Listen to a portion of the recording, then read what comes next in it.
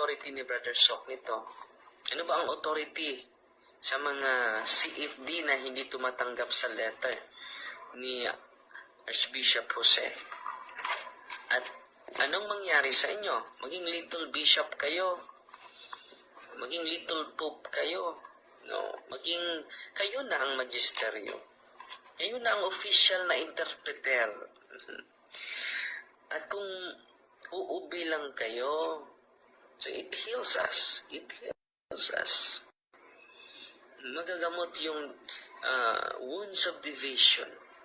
Bakit may division among us? Because you never obey the official statement of Bishop Palma. You continue to go to Bishop Palma but you never obey. Anong sabi ni Archbishop Palma? God died is to be understood literally, not figuratively. So hindi na yung theological concept ni Brother Sok na sinikdoke, figure of speech. Uulitin ko uli, Brother Efren, makinig ka. Kapatid na Efren. Na most talkative. Wala namang laman. Basahin nyo uli ito. Magkita tayo, bibigyan ko kayo ng award. Most talkative. Hindi, isa lang yung bibig natin.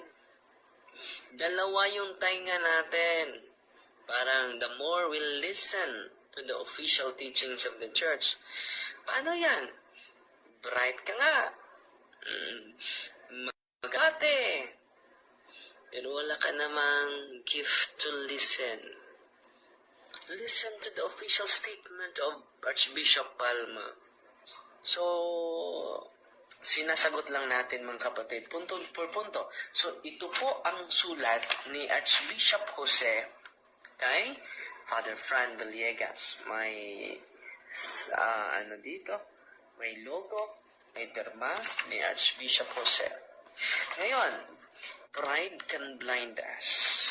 It is really the pride can blind us. So, kailangan natin mga kapatid, magpakumbaba tayo. Ito po yung advice ko sa inyo kahit nauna pa kayo. Listen and obey our official.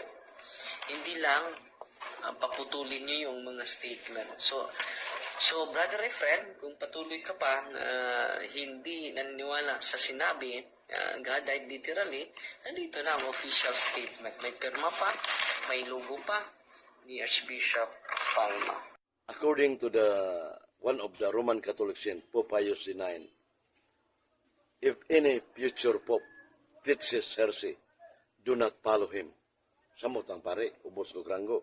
Kung magtudlo, umahitog ng God died literal nga unbiblical, supak sa kamaturan, supak sa dugma. Ang ipahayag ni Reverend Father Darwin Kitgano nga, ang God died literal is to be interpreted literally, not figuratively. Nagikan, gisulat ko ni Archbishop Palma. Tingali, pare mo'y nagsuwat niya na, giandam o gipapirmahan ni Archbishop Palma. Muna usa sa mga punto na Father Darwin Kitgano. Pero, magkasupaki siyang ipapahayag sa video nga giadto ni Brad Sok personal Chong Jikyo Adam Amper Tami Kaburnay nga mingon si Archbishop Palma na namatay ang tawhanon ni Kristo, human nature. Dili mamatay ang si John Polisika niyang kalag unsa pa ka ang kuan espiritu di mamatay kalag niyang lawas Thomas Vinterio. Nya kanang authority dili sa ma-lockdown mo para Darwin ang mga laiko nga nagtuon gumikan sa Catechism of the Catholic Church number 91. Lamdagan usab adunay linamdagan. So muna nga kining saranggo